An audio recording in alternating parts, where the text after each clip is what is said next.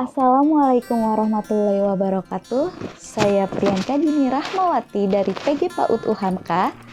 Di video kali ini saya akan memaparkan tentang sosialisasi saya bersama dengan Ibunda Nur Azizah bersama anaknya yaitu Zaki yang berusia 5 tahun. Di video kali ini saya mengedukasi Ibunda Nur Azizah tentang mengenai kekerasan terhadap anak usia dini. Yuk kita lihat, kita simak. Assalamualaikum warahmatullahi wabarakatuh. Saya Priyanka Dini Rahmawati dari PG PAUD UHAMKA, sedang berada di rumah. Maaf Bunda namanya siapa Bunda? Azizah. Bunda Azizah bersama adiknya, namanya siapa Bunda? Zaki. Ya, usianya berapa Bunda? Usianya 5 tahun. Nah, kedatangan saya kemari ingin memberikan kabar bahagia kepada Bunda. Saya akan memberikan edukasi terkait kekerasan terhadap anak usia dini. Nah, menurut Bunda Zizah, kekerasan itu seperti apa sih Bunda menurut Bunda? Kekerasan itu ya biasa diomel-omelin gitu, udah masuk kekerasan. Terus mukul, nyubit itu kekerasan. Ya, betul sekali Bunda. Menurut WHO, kekerasan pada anak usia dini bukan hanya membuat anak merasa tertekan dan menderita, tapi juga dapat menyebabkan konsekuensi jangka panjang. Di antaranya, masalah gangguan perkembangan otak, sistem saraf, dan sistem imun, meningkatnya resiko masalah perilaku, kesehatan fisik, dan kesehatan mental, meningkatkan resiko terkena infeksi menular, dan beberapa bentuk kekerasan pada anak usia dini. Bunda udah tahu beberapa bentuknya apa aja Bunda? Ya, yang seperti kekerasan fisik.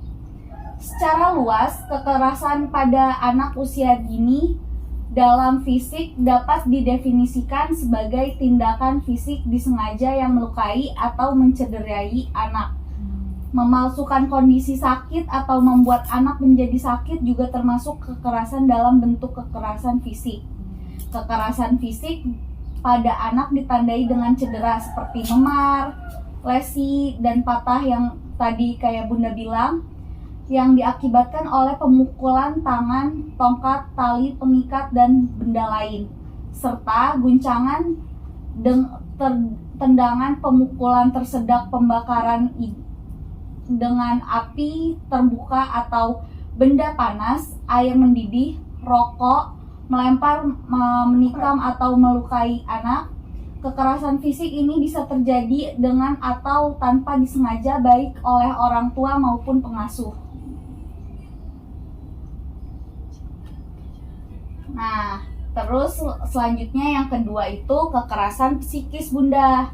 Kekerasan psikologis dan emosional adalah tindakan disengaja yang menimbulkan rasa sakit mental, ketakutan, dan tekanan pada orang yang lebih tua kepada anak. Walau tidak menimbulkan luka fisik yang kasat mata, kekerasan emosional yang dilakukan melalui ucapan, sikap, atau tindakan orang tua bisa merusakkan kesehatan mental dan perkembangan sosial anak. Nah, yang ketiganya ada kekerasan seksual. Kekerasan seksual adalah setiap perilaku seksual dengan atau dieksploitasi seksual terhadap seorang anak. Ada 3 jenis pelanggaran seksual terhadap anak: pemerkosaan, penganiayaan, distribusi atau produksi atau kepemilikan pornografi anak. Kekerasan pada anak dalam keluarga terjadi saat orang dewasa, remaja, atau anak lain menggunakan kekuatan atau kekuasaan untuk memaksa anak laki-laki maupun anak perempuan melakukan aktivitas seksual. Setiap hubungan vagina atau anal dengan seorang anak adalah pemerkosaan. Seorang anak tidak dapat Secara hukum memberikan persetujuan untuk aktivitas seksual. Pelecehan seksual bukanlah kesalahan anak. Yang keempat itu ada kekerasan penelantaran atau pengabaian. Bentuk kekerasan pada anak usia dini selanjutnya ini adalah pola gagal dalam memenuhi kebutuhan dasar anak. Hal ini terjadi karena penyalahgunaan melalui kelalaian. Tidak melakukan sesuatu yang akhirnya mengakibatkan bahaya yang signifikan atau resiko bahaya yang signifikan. Tidak sedikit pula orang tua yang tanpa sadar melakukan kekerasan pada anak dalam keluarga bentuk pengabaian yang biasanya diartikan sebagai kegagalan memenuhi kebutuhan dasar anak seperti pangan, papan, pendidikan, bimbingan, atau layanan kesehatan yang layak. Pada sebagian kasus, bentuk kekerasan pada anak ini bisa dilakukan secara tidak sengaja karena orang tua mengalami gangguan fisik atau mental yang membatasi kemampuannya dalam memenuhi kebutuhan anak. Nah, dampak kekerasan terhadap anak usia dini itu, efeknya kekerasan pada anak usia dini dapat mempengaruhi struktur perkembangan otak hingga terjadi penurunan fungsi otak di bagian tertentu. Hal tersebut berpotensi menimbulkan efek jangka panjang, mulai dari penurunan prestasi akademik hingga gangguan kesehatan mental pada saat dewasa.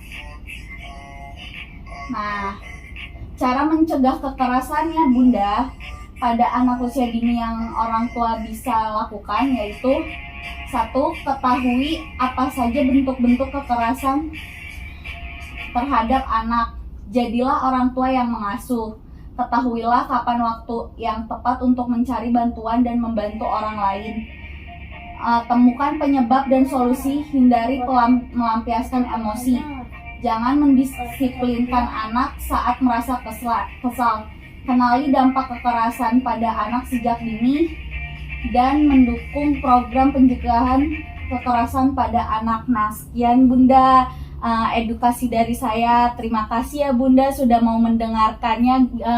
Menurut Bunda bagaimana sih manfaat dari edukasi yang saya sampaikan tersebut? Apakah bermanfaat bagi Bunda atau tidak? Oh iya, bermanfaat dong pastinya.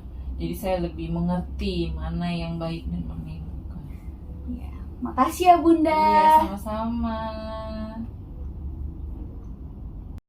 Nah, ini foto dokumentasi saya bersama Bunda Nur Azizah dan adik Zaki tentang edukasi kekerasan terhadap anak usia dini.